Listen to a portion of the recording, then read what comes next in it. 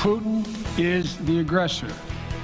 Putin chose this war, and now he and his country will bear the consequences. More sanctions against Russia as a full-scale war is underway in Ukraine now. The Russian military closing in on Ukraine's capital city, and U.S. officials warn a takeover could happen any moment. Good evening and thank you for joining us tonight. I'm Russ Spencer. I'm Courtney Bryant. The crisis in Ukraine escalating as we prepare to enter day 2 of war. This is a live look now over Kyiv. Local reports say explosions were heard just moments ago as Russian forces continue their assault. And while things look calm there right now, after all, it is 5 o'clock Friday morning. That was not the scene as the sun rose over Kyiv this morning.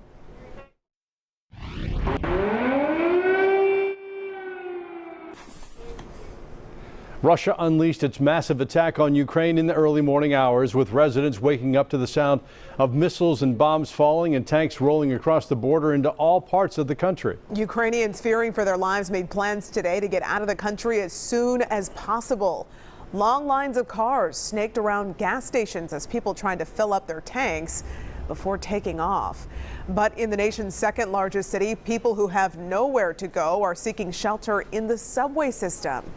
The U.S. and its NATO allies are condemning the actions of Russian President Vladimir Putin after he launched a full-scale military invasion of Ukraine. In addition to another round of sanctions, President Biden is sending more troops to Germany to bolster NATO's defenses.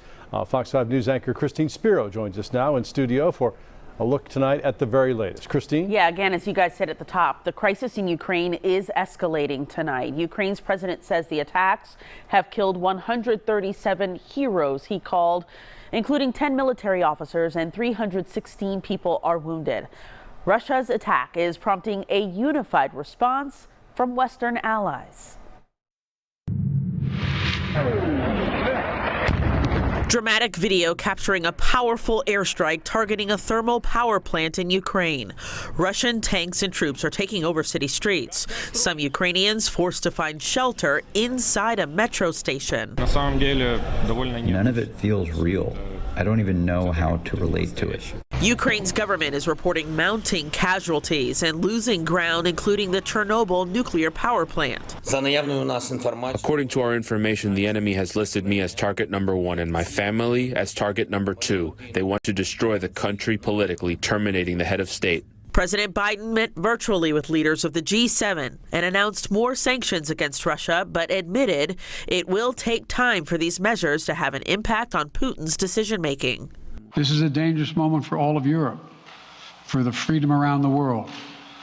Putin has committed an assault on the very principles that uphold the global peace. There's also growing concern over the impact the war will have on the U.S. economy in the weeks and months ahead.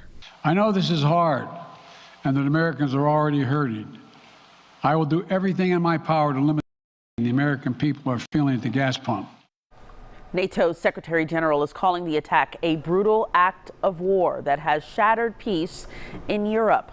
Tomorrow, NATO is planning to hold a summit with 30 countries to map out the next steps of their response. Russ? Christine, thank you. And in the meantime, we're hearing reports out of Ukraine that staff members at Chernobyl nuclear plant have been taken hostage by Russian troops. We're following that story, and we'll work to get more information in a live report from Washington, D.C. coming up at the half hour.